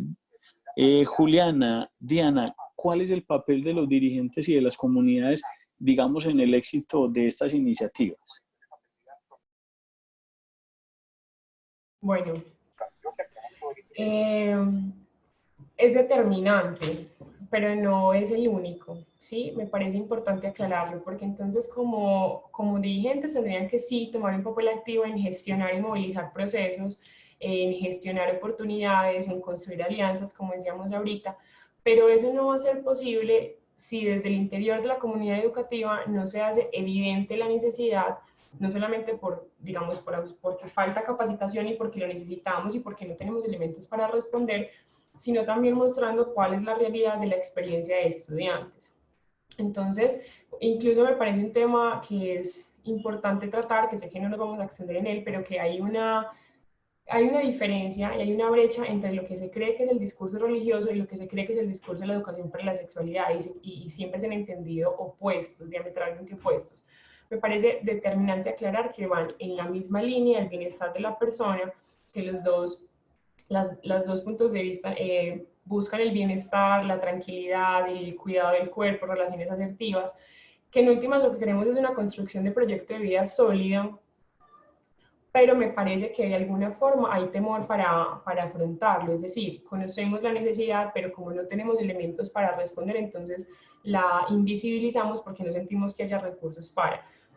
Con esto quiero decirle a Juan que es fundamental que desde el interior se gesten, pues como dentro de los colectivos docentes, se gesten la posibilidad de hacerlo visible y evidente para personas que están dirigiendo la comunidad educativa, pero que también no solamente se presente como una demanda, sí, como mira lo que necesitamos, sino mira, estas son las estrategias que nosotros quisiéramos ver posibles en esta institución, como grupo, ahora sí, como institución, toda junta, como sin segregar pues, en responsabilidades, lo construimos. Creo que es un asunto muy colaborativo, en este momento estamos es como definiéndolo como no negociable, o sea, esto no es una opción, entonces en vista de que no es una opción, ¿cómo desde adentro encontramos todos los recursos posibles para hacerlo real? Pero sí hay que tener especial cuidado con el discurso religioso para que no sea un asunto confrontador, sino colaborativo entre las dos. En ese sentido, también es importante invitar a diferentes actores de la comunidad y poner como sobre la mesa esas necesidades y llegar a acuerdos para hacerlo como de una manera muy, muy tranquila para todos, ¿sí? Y disminuir como esas barreras que de alguna manera desde lo religioso, desde lo cultural también se han generado. Entonces la idea es como hacer esos acuerdos con diferentes actores de la comunidad. Yo quisiera agregar algo a la respuesta que hemos dado la profesora Diana y yo, y es que Juan dice que hacerlo a través incluso del arte sin atropellar la moral de padres y estudiantes. Yo creo que es fundamental aclararle una cosa, nada que tenga que ver con la sexualidad debe ser considerado un atropello a la moral y a la integridad de las personas, a la valía que por sí mismo tiene. ¿Qué es fundamental en este proceso? Coger al grupo de personas que están teniendo esa perspectiva de la sexualidad y explicar con bases científicas qué es lo que se aborda en la educación para la sexualidad.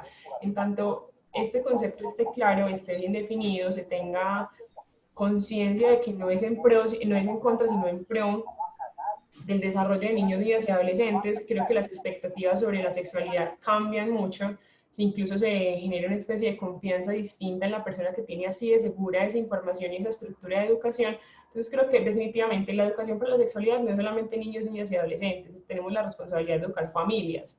Sí, o sea, como que incluso estas preguntas no las traigan solo las mamás, porque las mamás son las que hablan de eso, sino que papá también se siente, papá también pregunte, papá también tenga información, porque estas preguntas no son para la mujer, para la mamá, porque se le tiene más confianza. O sea, mamá y papá también se tienen que volver colaborativos en la construcción del contenido que se le entrega a sus hijos y a sus hijas.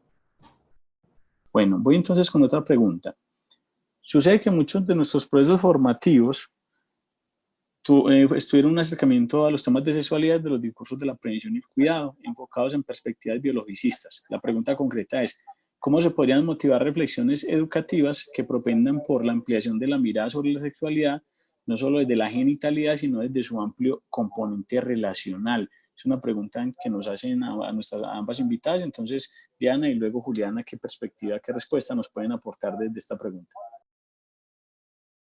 Gracias. Yo pienso que hay que partir siempre de las necesidades de la comunidad, de las manifestaciones, de un diagnóstico, ¿cierto? Todas las comunidades tenemos características y contextos que nos hacen tener unas particularidades. Entonces no es lo mismo hacer un proyecto de educación en sexualidad en un barrio de acá de Medellín que hacerlo en un barrio del Baupés, ¿cierto?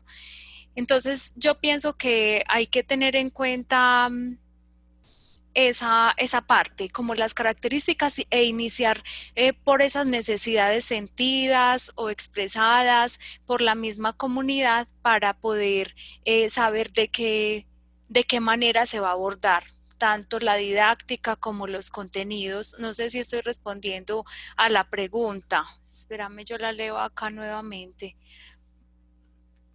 Ya, es como que nos salgamos de lo biologicista, decía.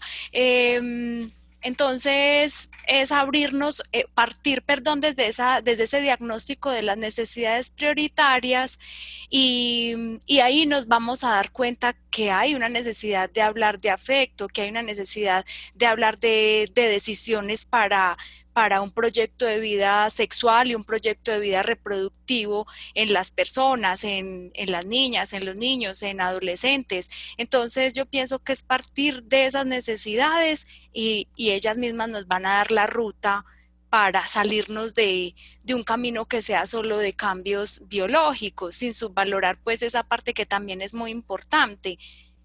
Pienso que empezar es desde un diagnóstico con las particularidades de cada institución o de cada comunidad. Bueno, a la pregunta de Valeria me parece fundamental reconocer que haya personas que se estén preguntando por abandonar la exclusiva genitalidad, que creo que esa es una de las dimensiones en las que nos agotamos cuando pensamos la sexualidad. La sexualidad tiene, sí, una esfera reproductiva y erótica, pero no es la única, entonces tendríamos que preguntarnos por la relacional, por la comunicativa, en términos personales. Y creo que en una institución educativa tenemos el mejor panorama, el mejor abanico de ejemplos y de situaciones concretas con las que podríamos empezar a movilizar este tipo de preguntas. Claro, para niños, niñas y adolescentes, incluso para docentes y para directivos no va a ser obvio y no es explícito, que desde la experiencia que propongo, que sean los docentes y las docentes que estén sensibilizados con este asunto, quienes en sus espacios puedan empezar a generar digamos, intervención con los chicos que les den más información, es decir, que pregunten por el cómo se sienten, por el qué opinan, por el que, de dónde tienen esa información, por si tienen preguntas, es decir, por si les genera curiosidad saber qué va a pasar, qué está pasando, qué situaciones tienen cerca. Y en estos diálogos, en esta construcción es cuando construimos con muchísima facilidad el diagnóstico del que nos está hablando la profesora Diana, porque ellos nos van a dar todos los insumos de saber hasta qué punto sí y hasta qué punto no. Sí, entonces esa es como la invitación para Valeria, de que nosotros tendríamos también, o sea, si lo que queremos es dejar de lado la exclusiva genitalidad, pues también tendremos que empezar a preguntarnos y abrir espacios de conversación en los que ese no sea el foco de atención, para que los chicos también, y chicos y chicas sientan la confianza de empezar a verbalizar y a contarnos esas preguntas, esas situaciones en las que se ven enfrentados a decidir.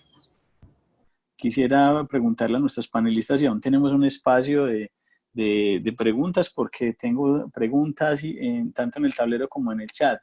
¿Será que entonces un par de preguntas más, abusando del tiempo? Sí, dale. Sí, no hay problema.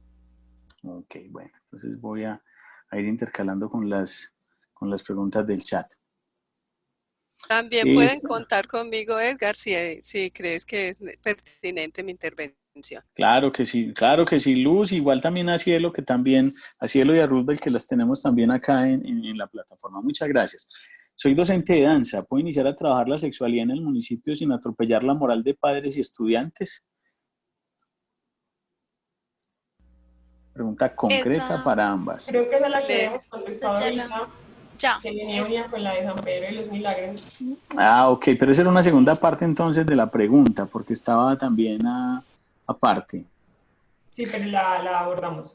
la abordamos. Ok, perfecto. ¿Cómo superar en la educación sexual el tema de los tabús intergeneracionales? ¿Cómo afrontarlos desde el aula de clase? Bueno, yo sí necesito acá pues anotar una responsabilidad muy grande que tenemos los adultos. Es decir, nosotros los adultos no podríamos quedarnos con lo que en nuestro proceso formativo y educativo nos entregaron. Nosotros somos los que estamos viendo las necesidades nuevas que están saliendo, las preguntas distintas, los escenarios en los que chicos y chicas están conviviendo, entonces somos nosotros los que tenemos la responsabilidad de actualizarlos. Por eso hemos sido tan insistentes, la profesora Diana y yo, en la actualización profesional. No podríamos quedarnos con lo que ya sabemos, porque incluso se nos puede convertir en un sesgo personal. Entonces, la brecha generacional se aborda con la misma facilidad con la que hemos dicho que podríamos conversarlo con estudiantes, leyendo, preguntando, haciendo cursos, incluso en una conversación con colegas del mismo colegio, porque tendrán otras perspectivas de lo que está pasando al interior con los estudiantes. Entonces, definitivamente es un proceso que no se agota, que no termina y que a nosotros, como encargados de la educación para la sexualidad de nuestros estudiantes, nos corresponde preguntarnos y educarnos siempre. Perfecto. Yo añado una cosita y es favorecer además en estos espacios de educación y de interrelación con los adolescentes, es favorecer precisamente esa interacción y confrontar esa interacción desde mi formación. Entonces es confrontar cuando yo confronto ese mito o esa angustia que tiene la persona, entonces ahí puedo ahondar desde el conocimiento. El problema es que nos da miedo hacer esa interacción o confrontar un mito precisamente porque no nos sentimos seguros de acuerdo pues con los conocimientos que tenemos. Entonces era ese puntico. Muy bien, perfecto. Voy entonces con Edgar, una penúltima pregunta. ¿Puedo Sí, Luz, complementar claro. algo sobre Claro, los Luz. mitos? Claro, Luz, adelante. Gracias. Gracias. En mi experiencia en el trabajo con los mitos es que hay que trabajarlos de una forma como muy dialógica, sí, como de sentarnos y en una forma de complicidad trabajar esos mitos con las personas participantes en un grupo de discusión de salud sexual. Entonces pasar como de ese terreno educativo, como vamos a pasar a lo chévere de hablar de sexualidad, vamos a hablar de los mitos, ¿qué mitos tiene? Sí, y en la medida en que la gente va hablando los mitos, pero no abordarlos directamente. ¿Qué mitos tiene usted sobre la sexualidad? Sino escribámoslos, porque la escritura tiene un significado para las personas. Y luego alguien los lee, que no sea la persona que los escribió, sino alguien los lee y entre todos miramos la racionalidad del mito. Con un grupo de adolescentes que en una institución educativa me pidieron el favor de que hablara con los de 11 porque los de 11 estaban explotando de mitos. Entonces yo fui y me senté con ellos y hablé, bueno, a ver, ¿qué mitos tienen sobre sexualidad? Primero hice una actividad, una dinámica. Y después de la dinámica, quien eche un mito en esta bolsita se le da un confite y la gente por confites hace lo que sea. Entonces llovieron los mitos. Pero otras personas sacaban el mito y lo leía. Ven, alguien lo escribía, pero otra persona lo leía. Y se le daba otro confite a quien resolviera ese mito. ¿sí? Entonces, todos miraban la racionalidad. Uno de los mitos que salió fue el de la aspirina, Juliana. Entonces fue muy rico porque a mí me dio risa y todo el mundo miraba, sí, sí sirve. Y yo, pues viéndolo bien, sí previene el embarazo. Claro que sí, previene el embarazo, mírele la lógica. Y ellos mismos dijeron, pues claro, si usted no abre los pies, nada le va a entrar y nada le va a salir. No le cae la aspirina, pero tampoco queda embarazada. Pero esa fue una respuesta que dio de ellos mismos. ¿Ven? Entonces, el mito salió de ellos y el mito lo resolvieron ellos con la lógica que era.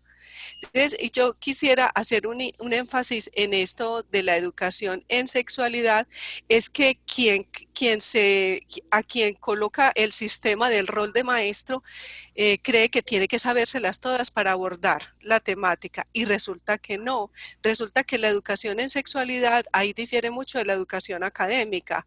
Quien enseña en sexualidad lo único que abre es abrir un espacio para la reflexión y para la construcción conjunta alrededor de un tema.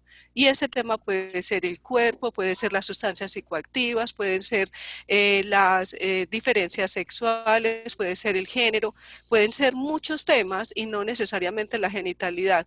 Creo que en mis temas de sexualidad, de proyecto de sexualidad, lo menos que se toca es la genitalidad, sino es signos y significados. ¿Qué significa para ti esto? ¿Qué significa para ti aquello? ¿Sí? Entonces, los mitos, a mí me encanta trabajar los mitos en la sexualidad, pero es, usted dígalos, otro los lee y entre todos los resolvemos. Ha sido mi experiencia, a mi modo de ver, me la he disfrutado mucho. Muchas gracias, Luz. Bueno, continuamos con Jason Giraldo. Él nos saluda, buenas tardes, muchas gracias por el foro. Se tocan temas muy importantes para la actualidad. Mi pregunta es, ¿cuáles son las mejores estrategias para trabajar con niños, niñas y adolescentes el tema de la educación sexual? Es una pregunta también abierta, entonces empezamos a la inversa. Juliana y luego Diana. ¿Te parece bien, Juliana? Bueno, cuando nos dices que cuál es la mejor estrategia para abordar la educación sexual con los más pequeños, creo que es una pregunta suficientemente abierta porque creo que cada tema tendría especificaciones distintas. ¿Qué me parece fundamental? Como estamos hablando de los más pequeños, abordarlo siempre desde su experiencia propia en el cuerpo, porque están en reconocimiento, pues es como el ambiente más cercano que tienen y es también el que tenemos que proteger más. Me parece fundamental que con los más pequeños también hablemos en términos de emociones y de pensamientos, de palabras específicas y puntuales, porque es tal vez una de las limitaciones que hemos tenido. La dificultad para nombrar lo que se siente al respecto de X situación, de X relación, de X pregunta. Entonces creo que tendríamos que priorizar la experiencia propia, más allá de decir esto es así, esto no se hace, esto está prohibido, esto está bien visto, está mal visto, pues que es como el panorama que hemos tenido. Entonces, más allá de darles un montón de información, hacerlos propositivos, como decía la profesora Lucever, y preguntarles siempre por su experiencia más cercana, por su experiencia de sexualidad y con base, pues como en las cositas puntuales que vayan saliendo, atender situaciones de riesgo o no. Pero definitivamente el cuerpo, el cuerpo y el juego, pues cierto, indiscutiblemente esa relación hace que el proceso educativo en sexualidad con los más pequeños sea altamente efectivo.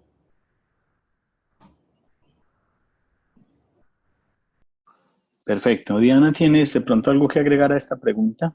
No, creo que dio las claridades que se convenía para la pregunta. Perfecto. Entonces me voy con una última pregunta. Nos saluda Diana Patricia Mena Machado. Ella nos dice, soy Diana Patricia Mena de la Institución Educativa San José del municipio de Uramita. Lidero desde hace 3 años el proyecto Enrumbando Vidas, el cual tiene como objetivo minimizar el uso de SPAC y el embarazo adolescente.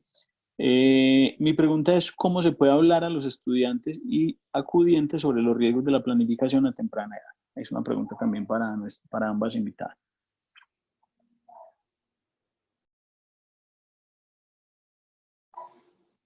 Diana.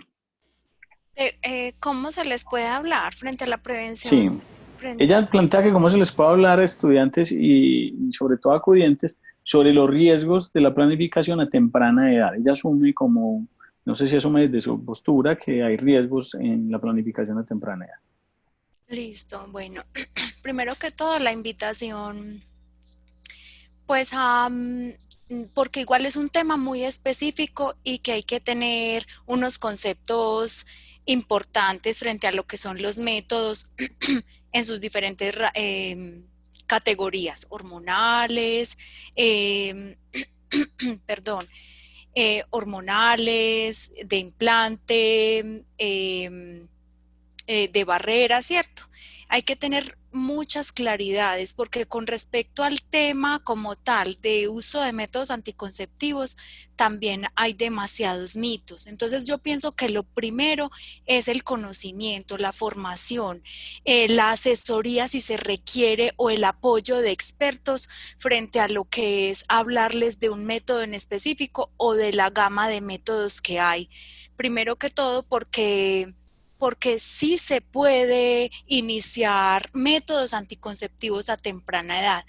Eh, es más, cuando ya, por ejemplo, hay casos de abuso o de violencia sexual en niñas, digamos, menores de 13 años o entre los 10 y 13 años, lo primero que se hace, por ejemplo, es iniciar un método de emergencia, ¿cierto? Que no es un método regular, pero que es una de las indicaciones cuando se comprueba algún tipo de violencia. Es como por poner un ejemplo, pero la invitación es a que haya una información que sea válida, que si no se tiene esa información de tipo científico y bien sustentada, se busque apoyo, ¿sí? Mm, en otras instituciones del sector de salud, también del sector educativo. Entonces, no sé si me explico como con mi respuesta, porque igual sí se pueden usar muchos métodos, mi mensaje es ese, sí se pueden usar muchos métodos anticonceptivos en la adolescencia en las mujeres. Perfecto, Creo que lo Juliana. que agregaría ahí es también facilitar la reflexión del el para qué la planificación, cuál es la intención pues como de la actividad sexual en ese momento, porque también entendemos que se asume la planificación simplemente por la prevención, pues por evitar el embarazo y ya, pero entonces no podríamos quedarnos ahí en lo concreto, sino preguntar qué sentido tiene para esas adolescentes, para esos adolescentes, incluso para las familias que están ahí con esa inquietud, la vida sexual en ese momento, ¿cierto? Si es simplemente por evitar la responsabilidad o por prevenir un contagio, bueno, lo que sea, o es por incluso retardar en los adolescentes el inicio de la vida sexual. Creo que hay muchos asuntos ahí de fondo que, unido a lo que dice la profesora Diana, de buscar una asesoría científica o médica, si se puede, con respecto a los métodos de planificación que no serán los mismos para todos, que cada cuerpo recibirá uno específico y con eso hay que ser increíblemente cuidadosos. Entonces creo que también es acompañarlo de esas preguntas del para qué, ¿cierto? El para qué en este momento, para qué sí, para qué no, porque eso también dota de sentido la pregunta y la inquietud y la experiencia de estas personas. Entonces eso sería como mi agregado a la respuesta de la profesora Diana. Bueno, no, muchísimas gracias, Juliana, muchísimas gracias, Diana, creo que ha sido muy interesante, nos han tenido acá expectantes y son muchas las preguntas, ya sí tenemos que parar porque ya nos pasamos del tiempo. Por último, yo sí quisiera, porque es que muchos me están escribiendo acerca de muchos temas, también casi como con contenidos específicos, entonces, primero quisiera tanto agradecerle enormemente a Diana que nos acompaña y a Juliana, y no sé si tanto Diana como Juliana desean, no sé, sus redes sociales, me están preguntando dónde podemos preguntar más al respecto, y antes de que hablemos, yo creo que Luz, me gustaría mucho que Luz o Cielo de pronto hablásemos un poco de las expectativas que tenemos sobre el diploma, pero entonces primero que todo, si ustedes desean dar algún contacto para que sigan llegando estas inquietudes, estoy muy contento porque nos han reportado de varios municipios de Antioquia su participación y este era el objetivo de este espacio.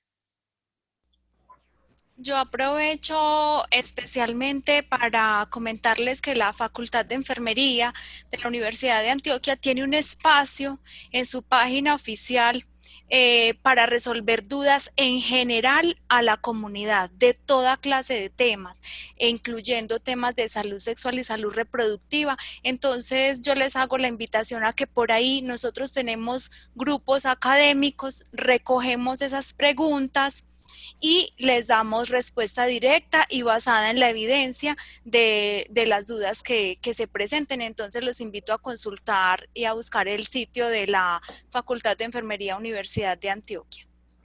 Ok, muy bien. Bueno, Juliana, de en este pronto. espacio, pues yo dejo la puerta abierta también para que en Del caso de poder diplomado. acompañarles en sus preguntas, mi correo es juliana@enconfianza.co, que es como mi propuesta pues para acompañar en todos estos temas, y en redes sociales me encuentran como @_enconfianza_, que es un espacio también donde hemos estado hablando de salud sexual y reproductiva y súper importante la experiencia de sexualidad de todos y todas. Entonces, Muchas también estoy gracias. por ahí para acompañarles. Perfecto. Luz, ¿nos ibas a decir algo al respecto del diploma? Escuché a Luz que de pronto me estaba pidiendo cambio. Entonces, Luz, ¿nos ibas a comentar algo que estaba solicitando cambio?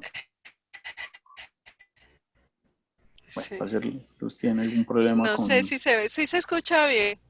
Sí, Sí, te Luz, escuchamos ¿Se en este escucha instante, bien? Luz. Sí, sí. adelante. Bueno.